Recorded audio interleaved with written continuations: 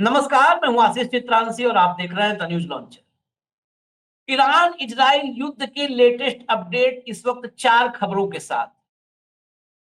एक तो हाइफा से लेके तेल अवीव तक ईरान ने मिसाइलों की इतनी बारिश कर दी है कि बीती रात ईरान इजराइल कंप्लीटली पूरी तरह धुआं धुआं। चारों तरफ तबाही का मंजर था, दहशत में लोग थे। और इसके साथ ही आपको बता दें कि इजराइल का एक बड़ा हिस्सा जो जहां पर रौनक हुआ करती थी, वो खंडहर में तब्दील होता नजर आ रहा। इस सब होने के पीछे की जो असली वजह आई है, उस अस्त्र को अलग अलग नामों से लोग पुकार रहे हैं, तमाम नाम खुद ही रख दे रहे हैं। 1990 से ईरान एक हथियार पर काम कर रहा था। 1990 में एक प्रोजेक्ट शुरू किया। 1990 का वो प्रोजेक्ट जमीन पर उसका असर 2025 में इजराइल के सामने दिख रहा है।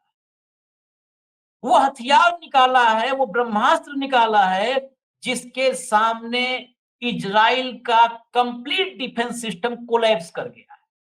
वो आयरन डोम जो छोटी दूरी की मिसाइलों को रोकता है, वहां से लेकर के और एरो तक जो लंबी दूरी की मिसाइलों को, बैलिस्टिक मिसाइलों को इंटरसेप्ट करता है, एरो तक सारे के सारे छोटी दूरी, मध्यम दूरी और लंबी दूरी जितना डिफेंस सिस्टम था, थर्ड का भी इस्तेमाल कर रहा है इजराइल। आपको बता दें, सिर्फ अ, उसके पास आयरन डोम नहीं है, अमेरिका का थर्ड है, उसका भी इस्तेमाल कर रहा है। सब फेल हो रहे हैं।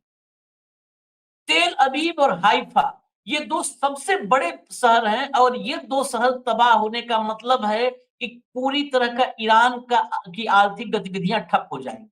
यरूशलेम, सिर्फ एक वजह से ईरान ने छोड़ रखा है, यरूशलेम पर किसी बड़े हमले की खबर नहीं आ रही है, क्योंकि यरूशलेम में अल-अक्सा मस्जिद है और यरूशलेम का धार्मिक महत्व है, तो उसको टच नहीं किया है।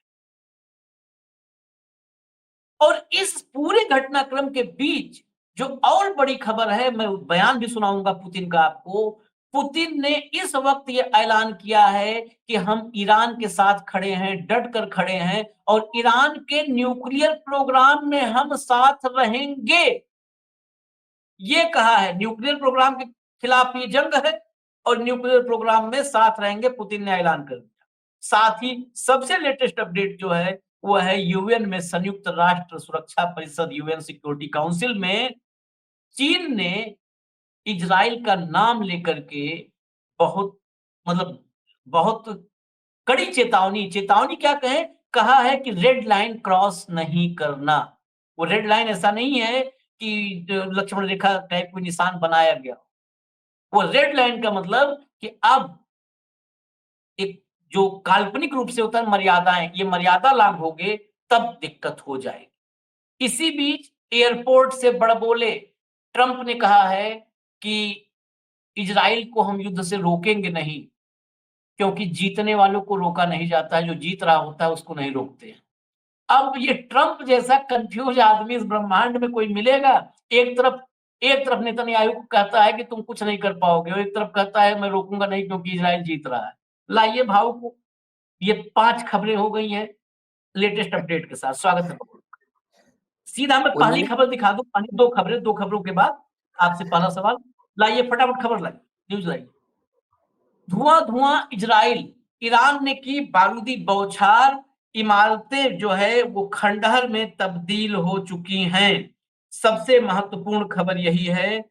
इस खबर पर पहले एक बार विस्तार से कि कहां-कहां क्या-क्या नुकसान हुआ है, जरा भाऊ एक बार पूरा इसका डिटेल कि क्या-क्या कहां-कहां नुकसान हुआ है, पूरा दर्शकों के सामने ले।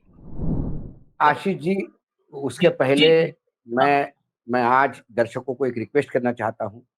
हम पहले भी बहुत अपील कर चुके हैं और लगातार आप लोगों ने सहयोग भी किया, एक अच्छी पत्रकारिता जिंदा रखने के लिए।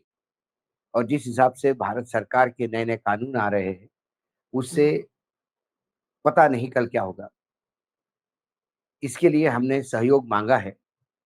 न्यूज़ लॉन्चर का स्कैनर आ गया है, आपको नीचे स्कैनर हुँ। दिखेगा। जो सहयोग आप कर सकते हो, करने का प्रयास कीजिए। ना भी करो, तो भी हम आपके हैं और आप हमारे हैं। सच्ची खबरें, जो खबरें हैं, जो बिटवीन द लाइन्स है, वो आपके सामने विश्लेषित करने का जो हमने प्रण लिया है, वो हमारा कंटिन्यू रहेगा। लेकिन आपके आशीर्वाद के साथ-साथ जितना आप शेयर करते हो, हमें सब्सक्राइब करते हो, उसके साथ-साथ यदि थोड़ा सहयोग यदि कर पाएँ, तो ये हमें लगता है कि एक हमारी इस मेहनत में क्या आपकी थोड़ी-सी मदद होगी। जो खबर मेरे पास है आशीष, उसमें हुँ, माइक्रोसॉफ्ट का ऑफ़िस बहुत पूरी तरह से क्षतिग्रस्त हो गया है। हुँ, और हुँ, माइक्रोसॉफ्ट के ऑफ़िस से क्षतिग्रस्त होने से पूरा एक बिज़नेस कॉम्प्लेक्स, क्योंकि हुँ, साइबर सिक्योरिटी और सारी तमाम चीज़ें का हुँ, हेडक्वार्टर हुआ करता था माइक्रोसॉफ्ट का वो। हाँ, माइक्रोसॉफ्ट को उन्होंने ये किया, फिर कुछ अपार्टमेंट्स में मिसाइल गिरी। हुँ, सवाल ये है कि आपने जिस हिसाब से ईरान को टारगेट किया, अब हुँ, ईरान, मुझे लगता है कि अब सिविलियन एरिया में भी इज़राइल को डैमेज होने लगा है। खासकर बिज़नेस एरिया में इज़राइल को डैमेज होने लगा है। जब अस्पताल पे मिसाइल गिरी थी और नेतन्याहू बहुत परेशान हो गए थे, हुँ, तब उन्होंने कहा था ईरान ने कि ये जो अस्पताल है, ये मिलिट्री एरिया में था। हुँ, हमने तो मिलिट्री एरिया को टारगेट किया था, अस्पताल उस एरिया में था, इसलिए वो हिट हुआ। हुँ, इसमें हमने कोई जानबूझ के अस्पताल पे नहीं किया। लेकिन अब हुँ, माइक्रोसॉफ्ट के ऑफिस में जो जिस हिसाब से डैमेज हुआ है, उसके बाद तो मुझे लगता है कि अब अ, इज़राइल का डैमेज जो अंदर हो रहा है, बहुत खबरें छन-छन के आ रही है। क्योंकि हुँ, क्या है, मीडिया बहुत बायस होके रिपोर्टिंग कर रहा है हुँ, और हुँ, बायस हुँ, होके रिपोर्टिंग करने में ईरान को तो बर्बाद बता रहा है और जैसे मानो इज़राइल को कुछ हुआ ही नहीं। हुँ, इज़राइल की बर्बादी का आलम ये है कि यदि इज़राइल इतना बर्बाद नहीं होता, इज़राइल इतना डैमेज नहीं होता, तो पुतिन अपने सेनाध्यक्ष, अपने रक्षा मंत्री, अपने सामरिक स्ट्रैटेजिक मंत्री, इन सबको लेके अमेरिका के दरबार में गुहार लगाने नहीं जाते इमरजेंसी मीटिंग। हुँ, हुँ, हुँ, ईरान तो कम से कम अभी किसी को गुहार नहीं लगा रहा है। ईरान कह रहा है कि आप सिर्फ विरोध करो। ईरान ने ये तो नहीं कहा किसी भी देश को कि आप आके मेरे साथ जॉइन करो। हुँ, देखिए, ईरान की अभी तक की जो स्ट्रैटेजी चल रही है, ईरान सिर्फ विश्व को कह रहा है कि इन्होंने अंतर्राष्ट्रीय कानूनों का उल्लंघन किया है, आप इन पे हमला करिए, आप इनको हुँ, निषेध कीजिए। हुँ, लेकिन ईरान ने किसी को नहीं कहा कि आप हमको, रशिया को नहीं कहा कि आप हमारे साथ आके जॉइन कर लीजिए। चीन को हुँ, नहीं कहा कि आप हमारे साथ जॉइन कर लीजिए। ना उन्होंने हमास को कहा, ना हिजबुल को कहा कि आप हमको आके जॉइन कर लीजिए, ना टर्की को हुँ, कहा। हाँ, उन्होंने पाकिस्तान को ज़रूर कहा कि आप लंच पे तो गए थे, हुँ, लेकिन उस नमक का हक अदा करने के चक्कर में आप कोई ऐसा काम ना कर बैठे, जो हमारी पुरानी दोस्ती पे ग्रहण लग जाए। हुँ, तो इन्होंने वार्निंग की है और इज़राइल खुल के अमेरिका के साथ बात कर रहा है कि आपको युद्ध में उतरना है। क्योंकि इज़राइल ये हुँ, समझ में आ गया है कि जब तक अमेरिका इस युद्ध में उतरेगा नहीं, तब तक निर्णायक कुछ नहीं होगा। ये मैं मानता हूँ कि जो पहली बार ट्रम्प बोले कि नेतन्याहू, हुँ, ये आपके औकात में नहीं है कि आप अब ईरान को खत्म करो। हुँ, ईरान के परमाणु किसी भी इसको आप कोई क्षति नहीं पहुँचा सकते। ये जब नेतन्याहू को उन्होंने बोला, वही सच्चाई था। हुँ, लेकिन अब फिर दुनिया के सामने ये तो बोलना ही है कि भैया युद्धबंदी तो नहीं करनी है। हुँ, तो उन्होंने कहा कि भई मैंने तो कहा इज़राइल को युद्ध करो, हुँ, जैसा भी है करो।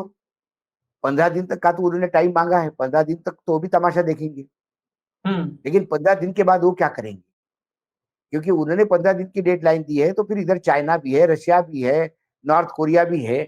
ये भी तो इंतज़ार ही कर रहे हैं कि अमेरिका इसमें एंट्री मारे। हुँ, अमेरिका, सबसे बड़ा प्रॉब्लम है कि अमेरिका किस बिना पे एंट्री मारे। हुँ, ना ईरान ने अमेरिका का कोई नुकसान किया, ना अमेरिका के बेस को टारगेट बनाया, हुँ, ना अमेरिका पे कोई मिसाइल दागी। हुँ, फिर अमेरिका पुराना वही राग गा रहा है इराक के टाइम पे कि ये परमाणु हथियार बना रहे हैं। लेकिन उसके पहले जो सबसे बड़ी सुरक्षा कवच ईरान को मिला, वो है हुँ, यूनाइटेड नेशंस के उस एजेंसी का, ग्रासी का जो इंटरव्यू, जिसने उन्होंने कहा कि 2009 से ही ईरान का परमाणु बम बनाने का कार्यक्रम स्थगित है और वर्तमान में हमने कई खबरें हमारे पास भी आई है और हम लगातार वर्तमान में इंस्पेक्शन कर रहे हैं। हमें हुँ, अभी तक कहीं पे भी ईरान एटॉमिक हथियार बनाने के प्रोसेस में नहीं दिखा। हुँ, सारा विश्व कह रहा है, सिर्फ 2 देश कह रहे हैं कि ये परमाणु हथियार बना रहे हैं।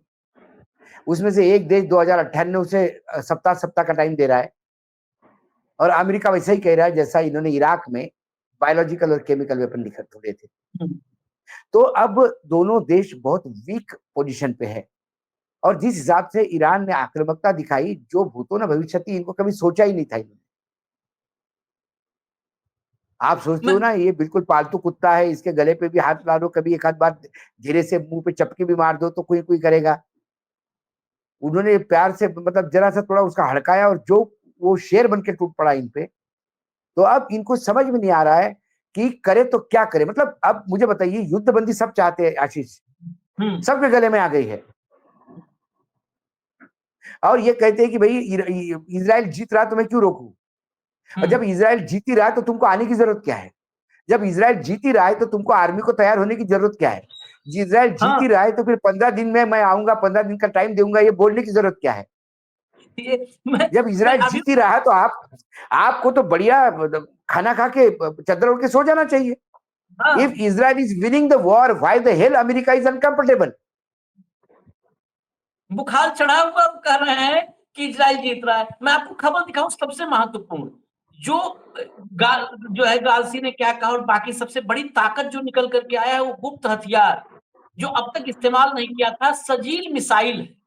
हाँ, सजील मिसाइल ये स्वनिर्मित है, 1990 की। जरा दिखाइए, खबर की हेडलाइन दिखा दीजिए, इस हथियार की तबाही सजील मिसाइल 90 में शुरू हुआ था। ये देखिए, ईरान का ब्रह्मास्त्र जिसकी काट इजराइल के पास भी नहीं, 90 से सीक्रेट तौर पर काम चल रहा था। हटा दीजिए, मैं बताता हूँ मिसाइल के बारे में। और ये मिसाइल दिखाइएगा जरा, कंट्रोल नब्बे रूम, नब्बे मिसाइल नब्बे दिखाइएगा, में। मिसाइल दिखा दो, विजुअल, देखिए विजुअल, विजुअल आशीष, भाव।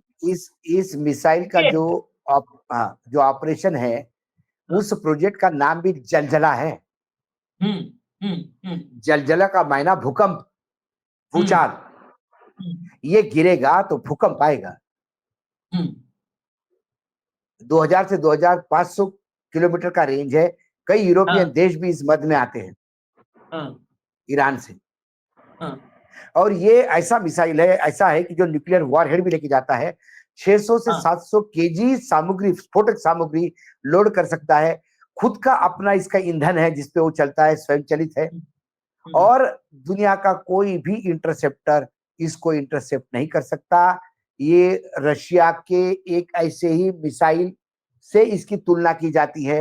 मुझे इस मामले में कोई शक नहीं कि रशिया ने इसको डेवलप करने में मदद नहीं की हो। जैसा हमारा ब्रह्मोस है, ब्रह्मोस तो हम्म बाकायदा एग्रीमेंट के तहत रशिया और भारत ने मिलकर बनाया था। हम्म ये जो मिसाइल है, ऑपरेशन मतलब प्रोजेक्ट जलजला के तहत बना हुआ, ये भी रशियन मिसाइल की इसमें बहुत सारी झलकें दिखती है, जो ऑब्जर्वर्स कहते हैं सजील में। ये और ये जो स्केंडर उसका, है, रशियन मिसाइल है, हाँ हाँ, स्केंडर। स्कैंडर स्केंडर है, जैसा है। हाँ।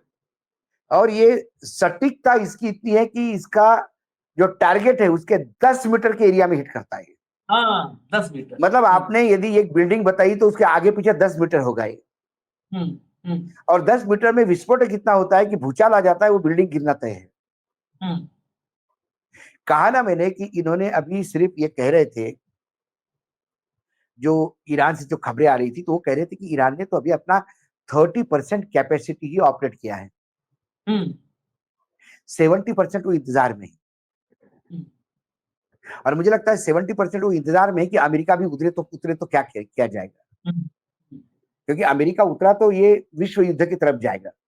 हम्म क्योंकि जैसा कि आपने बताया, चीन जिस हिसाब से सिक्योरिटी काउंसिल में भी आक्रामक है, नाम लेके आक्रामक हम्म है। हम्म रशिया ने कहा कि हमारा परमाणु कार्यक्रम जारी रहेगा। हम्म पुतिन ने हाल ही में एक संगोष्ठी में कहा कि ईरान के साथ हमारा परमाणु कार्यक्रम जारी रहेगा। जो संयंत्र फोर्डो में रशिया ने लगाया है वो बिल्कुल सेफ है, और उसका कोई बाल बाका नहीं कर सकता। हमारे वहां लोग हैं, काम कर रहे हैं, और वो उनको भी हमने इवैक्यूएट नहीं किया है, वो वहीं काम करते रहेंगे।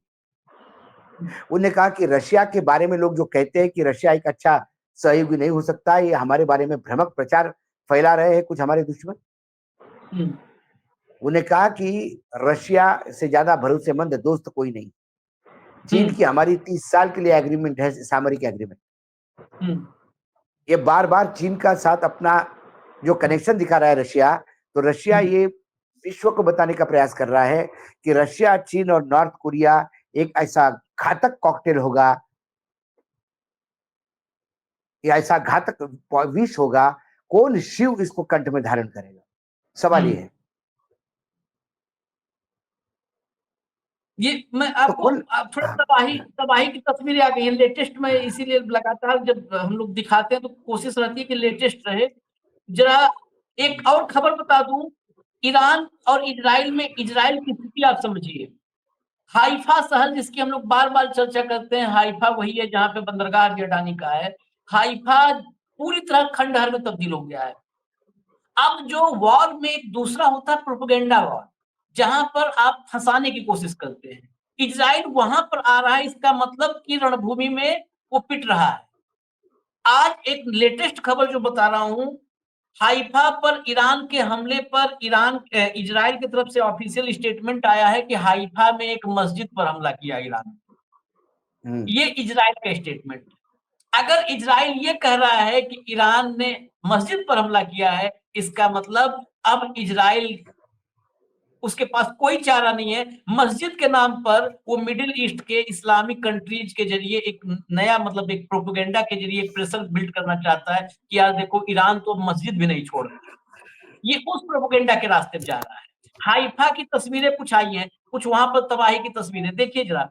क्लस्टर बम, पहले फतेह 1, फतेह 2, क्लस्टर बम जो दिखाइए। और अभी जो आपने देखा 1990 वाला, इसमें चीन का भी सहयोग है। इसे तो अलग अलग नाम दे रहे हैं लोग उसके आकार की वजह से। ये देखिए, ये पूरी, ये हाइफा में पूरी बिल्डिंग धू धू करके जल रही है चारों तरफ। ये स्थिति, ये इजराइल की है स्थिति कि लोग ईरान की चर्चा कर रहे हैं। सैटेलाइट तस्वीर, ईरान की सैटेलाइट तस्वीर आ रही है और इजराइल की रियल तस्वीर आ रही है। और वो भी तब आ रही है जब इजराइल ने किसी भी ऐसे वीडियो को अपने यहाँ प्रचारित करने पर रोक लगा रखा है, तब ये वीडियो आ रहे हैं, लीक हो रहे हैं। अगला दिखाइए। नहीं, जनता रास्ते पे है भाई, जनता रास्ते पे है। ये इजराइल है, आप कल्पना कर सकते हैं इजराइल में सड़कों की हालत देखिए।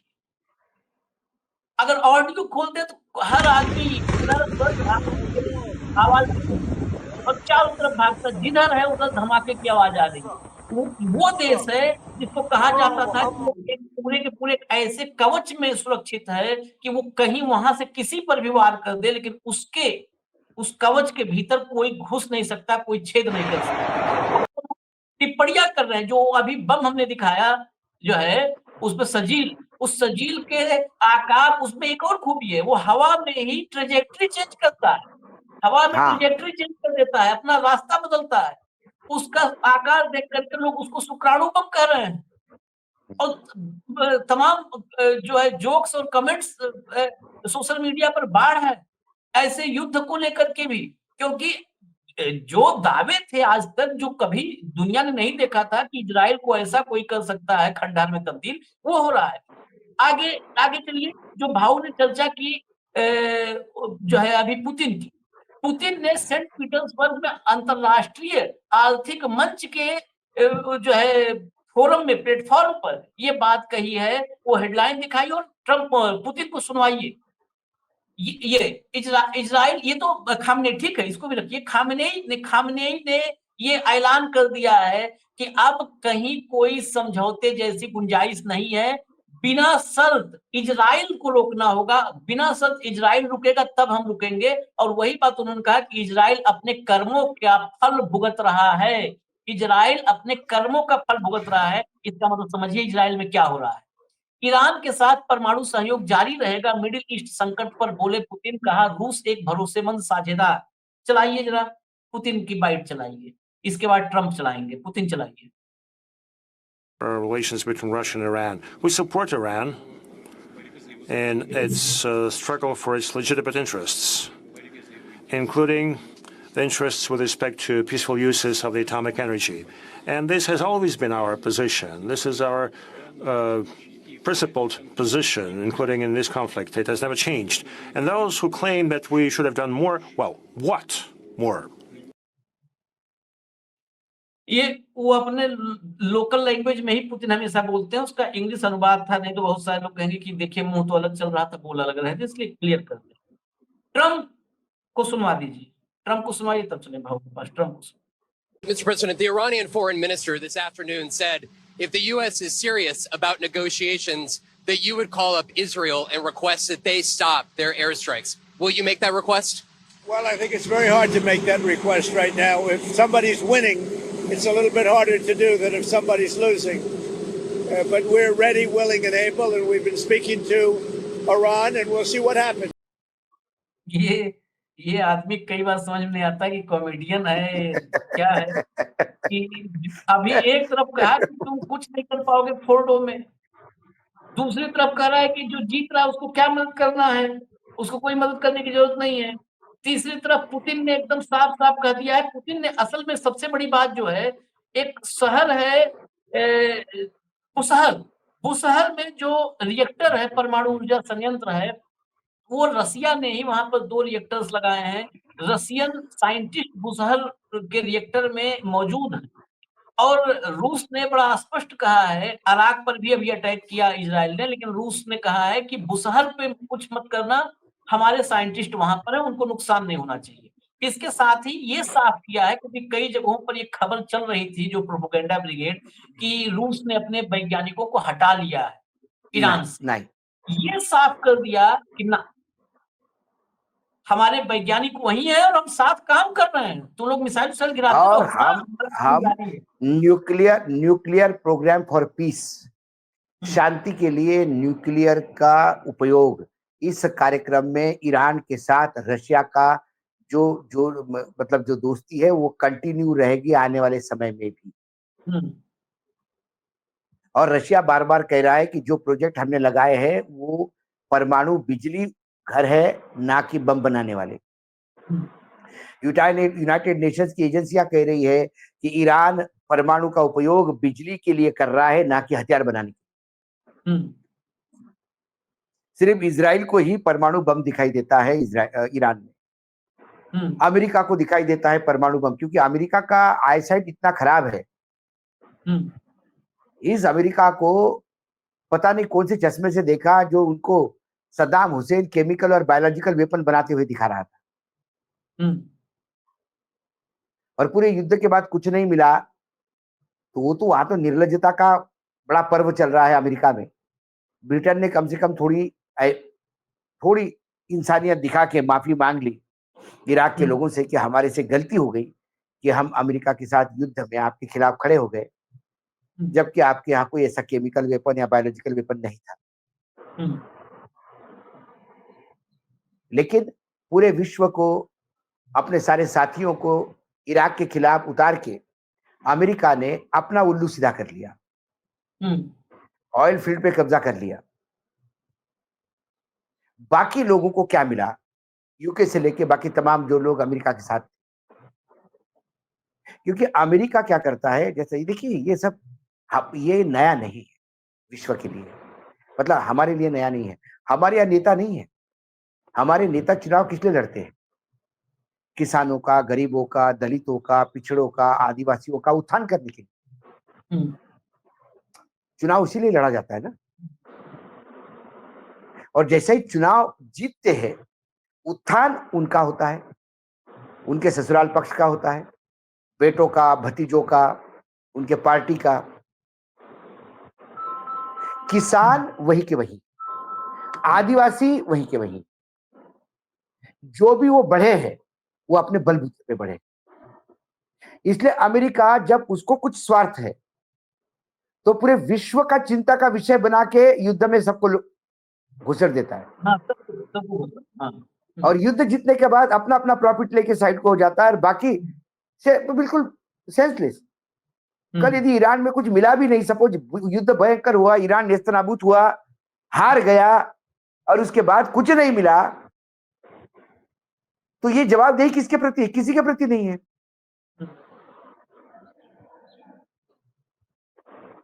कोई लेना देना नहीं है। बेसिकली अमेरिका के हाथ में खेलने वाली सरकार जो ईरान में थी, वहां तख्ता पलट हुआ और अमेरिका का विरोध करने वाली सरकार वहां आ गई। वो अमेरिका के लिए सबसे बड़ी किरकिरी है। इसके लिए उन्हें वहां एटम बम दिखता है। और भारत अमेरिका से ही चश्मे से देखता है। भारत को चाहिए कि यूनाइटेड नेशंस के चश्मे से देखे। यूनाइटेड नेशंस ने भी परमाणु कार्यक्रम में बम बनाने वाली संभावनाओं को, आशंकाओं को खारिज कर दिया है पूरी तरह। और जो UNSC, United nation security council की एक इमरजेंसी बैठक हुई है, उस इमरजेंसी बैठक में बिल्कुल साफ है, इमरजेंसी मीटिंग हुई। इमरजेंसी मीटिंग में चीन ने इजराइल को बुरी तरह से रगड़ा है। फू कॉन्ग जो चीन के अस्थायी प्रतिनिधि हैं, उन्होंने कहा कि इजराइल की कार्रवाई अंतर्राष्ट्रीय कानून, अंतर्राष्ट्रीय संबंधों के मानदंडों का उल्लंघन करती है, ईरान की संप्रभुता और सुरक्षा को खतरे में डालती है, क्षेत्रीय शांति और स्थिरता को कमजोर करती है। चीन स्पष्ट रूप से इसकी निंदा करता है। इस जंग के खतरे को रेखांकित करते हुए चेतावनी दी कि यदि संघर्ष और बढ़ता है तो न केवल दोनों पक्षों को अधिक नुकसान होगा, बल्कि क्षेत्रीय देश भी गंभीर रूप से प्रभावित होंगे। ईरान इजराइल संघर्ष अपने 8वें दिन में प्रवेश कर गया है। ये देखना दुखद है कि संघर्ष के परिणाम स्वरूप बड़ी संख्या में नागरिक हताहत हुए हैं और दोनों पक्षों की सुविधाओं को नुकसान पहुंचा है। उन्होंने कहा कि चीन इजराइल के हमलों से बेहद चिंतित है और ईरान की संप्रभुता का उल्लंघन करने वालों का विरोध करता है। इजराइल के हमलों को अस्वीकार्य और अंतर्राष्ट्रीय कानूनों का उल्लंघन बताते हुए उन्होंने शांति के लिए रचनात्मक भूमिका निभाने की पेशकश की। अब यहाँ एक पेच और है। पुतिन ने भी, अभी जब पुतिन वाला चर्चा हमने किया था तो इस पोजीशन को नहीं लिया था। पुतिन ने कहा है, उसने भी प्रस्ताव रखा है। हाँ, हम रख रहे हैं। इन्होंने भी कहा है। और ट्रम्प, वो तो शांति पुरस्कार लेने के लिए उतावले ही है, कपड़ा उपड़ा टोपी उपी लगा करके एयरपोर्ट पे खड़े हैं। यूरोपियन यूनियन के 3 देश ईरान के साथ अलग बात कर रहे हैं शांति के लिए, जेनीवा में। हाँ, ब्रिटेन, फ्रांस, जर्मनी, सारा विश्व शांति के लिए प्रयास कर रहा है। सिर्फ 2 लोग हैं देश में, विश्व में, इजराइल और अमेरिका। इन्हें वहां शांति नहीं चाहिए, क्योंकि अशांति वहां होगी तो अमेरिका का क्या बाप का जा रहा है। आपस में लड़ मरे, अब बाद में तो वो कह देगा इजराइल यदि निपट गया तो। इजरायली मूर्ख था, अकल नहीं थी उनको, आक्रमण कर दिया। हाँ, ट्रम्प बोल सकता है, कुछ भी बोल सकते हैं। ये कल इनको आधे घंटे पहले क्या बोला और आधे घंटे बाद क्या बोलेंगे, इसका कोई तारतम्य नहीं।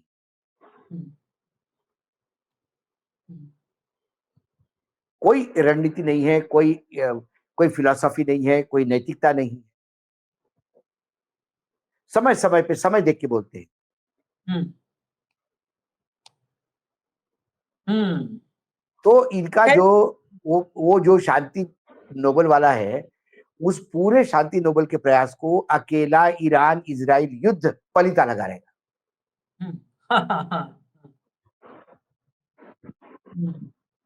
खैर चलिए, अभी अपडेट लगातार, क्योंकि हमले इधर से जो खबरें हैं, मैं ये भी खबर बता दूं, नहीं तो लोग कहेंगे कि एक तरफा खबर बताए। खबर जो गोदी मीडिया में चल रहा है, जो इजराइल को जीतते हुए, हमारे देश में अजब सी स्थिति है। देश के लोगों को पता भी नहीं है कि हमारे लिए इजराइल या ईरान, दोनों में किसका इंपॉर्टेंस ज्यादा है, किसका कम है, दोनों का बराबर है। नहीं, देखिए, पता भी नहीं। लोग इजराइल जीत रहा, इसमें किसको खुश करना चाहते हैं? राष्ट्रीय स्वयंसेवक संघ की आत्मा इजराइल में बसती है। हाँ, ये और कॉन्ट्राडिक्टरी है। मैं वही तो कहा, और कॉन्ट्राडिक्टरी है। इसलिए मैं खाली 10 सेकंड के लिए टोका, इसलिए क्योंकि आरएसएस की जान कभी हिटलर की नीतियों में भी बसती थी। हाँ, जब हिटलर के नाजीवाद में क्या था, वो कहता था कि नस्लवाद, नस्लीय श्रेष्ठता। और आज भी बहुत सारे ऐसे हैं उस इकोसिस्टम के लोग जो कहते हैं कि हिटलर भी कहता था कि सनातनी सर्वश्रेष्ठ नस्ल है। तो हिटलर जब यहूदियों का संहार कर रहा था तो ये संघी हिटलर से प्रभावित थे। आज जब इजराइल संहार करता है तो इजराइल से प्रभावित है, क्या है? नहीं, देखिए, हिटलर अपने धर्म को लेके आगे चल रहा था, तब हिंदू मुसलमान नहीं हो रहा था। भारत में हिंदू मुसलमान बहुत कम था। तब इनको हिटलर में अपनी आत्मा दिखी क्योंकि इनको लगा कि ऐसा ही तानाशाह अपने को चाहिए जो यहाँ हिंदवी स्वराज्य, हिंदवी स्वराज्य बोल के मैंने बहुत बड़ा पाप किया। छत्रपति शिवाजी महाराज का शब्द है ये, हिंदू स्वराज्य नहीं, हिंदवी स्वराज्य था वो। जिस हिंदवी स्वराज में सभी धर्मों और जाति के लोगों को समान अधिकार था। तो ये एक हिंदू साम्राज्य स्थापन करने के लिए हिटलर को देख रहे थे। हिटलर का पतन हुआ। अब जूज मुसलमानों के साथ लड़ रहा है। ये मुसलमान और जूस की लड़ाई, हाँ, ये जेरूसलम की लड़ाई है, ठीक है, ये पैलेस्टाइन और इजराइल की लड़ाई है। इसमें इनको हमेशा प्यार नॉन मुस्लिम से ही आएगा। तो क्योंकि वर्ल्ड ऑर्डर बदला है, अब हिटलर इतिहास हो गया है और हिटलर के साथ जुड़ना मतलब अपना पतन देखना। तो अब ये हिटलर को मानने को तैयार नहीं है। अब हिटलर इतिहास हो गया, वो चैप्टर बंद हो गया। अब इनके लिए इजराइल बड़े नजदीक है। प्रधानमंत्री के भी दिल के पास इजराइल बहुत दिनों से। सही कहा सोनिया गांधी जी ने कि इजराइल के साथ हमारे संबंध बहुत ज्यादा पुराने नहीं, हम पैलेस्टाइन के साथ हमेशा खड़े रहे। इजराइल में जाने वाले पहले विदेश मंत्री शायद नरसिम्हा राव थे। राजीव गांधी के समय थोड़ा ओपनिंग हुआ था, वो भी बिजनेस और उसके चक्कर में एग्रीकल्चर को टेक्नोलॉजी के लिए खास तौर पर, एग्रीकल्चर टेक्नोलॉजी में। लेकिन मोदी जी का बहुत ज्यादा इंटरेस्ट इजराइल में पहले से है। शरद पवार जब एग्रीकल्चर मंत्री थे, और ये शरद पवार जी ने सुनाया हुआ किस्सा है मुझे, यदि मुझे आप 30 सेकंड दोगे तो मैं बता दूं। इस देश का एक मुख्यमंत्रियों का डेलीगेशन कृषि मंत्री इजराइल लेके जा रहे थे, वहां का एग्रीकल्चर डेवलपमेंट देखने के लिए और वहां से कोई चीज एडॉप्ट करने, और उसकी अध्यक्षता शरद पवार कर रहे थे एज अ कृषि मंत्री। नरेंद्र मोदी जी उनके पास आए और उन्होंने कहा कि मुझे इस डेलीगेशन में आना है। तो शरद पवार जी ने कहा कि मैं डेलीगेशन का अध्यक्ष हूं, लेकिन नाम तो पीएमओ तय करता है। पीएमओ ने मुझे अध्यक्ष बनाया इसका, तो ये मेरे हाथ में नहीं। तो ये बिल्कुल गले पड़े उनके। तो उन्हें मैं पूछता हूं प्रधानमंत्री जी से, जब मनमोहन सिंह जी से मिले तो उन्होंने बात कही, तो मनमोहन सिंह जी ने कहा अरे क्यों नहीं, बिल्कुल उनको भी ले लीजिए। लगना चाहिए कि सभी पार्टी के लोग हैं अपने डेलीगेशन। गुजरात के लोगों को भी इसका फायदा होगा एग्रीकल्चर का। गुजरात में भी अच्छा खासा एग्रीकल्चर। ये मनमोहन सिंह के सवाल रिप्लाई था। उसके बाद ये गए उस डेलीगेशन को लेके वहां पर। होता क्या है आशीष, जब डेलीगेशन जाता है तो डेलीगेशन वैसा ही वापस आता है। कोई पिकनिक पे नहीं जाते आप, कोई टूर ट्रैवल का प्रोग्राम लेके नहीं गए कि भैया वापसी में मेरे हिसाब से आऊंगा। वहां जाने के बाद इन्होंने कहा कि मैं अभी कुछ दिन और रुकना चाहता हूँ यहाँ पे। तो इंडियन एम्बेसी ने कहा कि नहीं नहीं, ऐसा नहीं हो सकता भाई, ये डेलीगेशन आया है वैसे ही वापस जाएगा, ये कोई टूर ट्रैवल का ऑपरेशन नहीं था। मोदी जी सुना नहीं, मोदी जी गायब हो गए, हड़कंप मच गया। फिर इजराइल गवर्नमेंट की तरफ से एक रिक्वेस्ट आई कि आपके एक मुख्यमंत्री यहाँ कुछ दिन रहना चाहते हैं और हम उनको गेस्ट करके अकोमोडेट कर लें। तब शरद पवार जी ने कहा मेरे लिए इतना एम्बैरेसिंग पोजीशन थी ये कि हम मुख्यमंत्री को ढूंढ रहे, ट्रेस नहीं हो रहे, और फिर इजराइल सरकार कहे कि अरे वो हमारे पास आए, आप चिंता मत करो, वो हमारे यहाँ कुछ और देखना चाहते हैं तो उनको थोड़ा परमिशन दे दीजिए आप। बोला मेरे हाथ में क्या था, we went came back, but it was most embarrassing. मैंने इतने बार डेलीगेशन विदेशों में गए हूँ, पहली बार मेरे साथ ये हादसा। ये मोदी जी का इजराइल प्रेम है।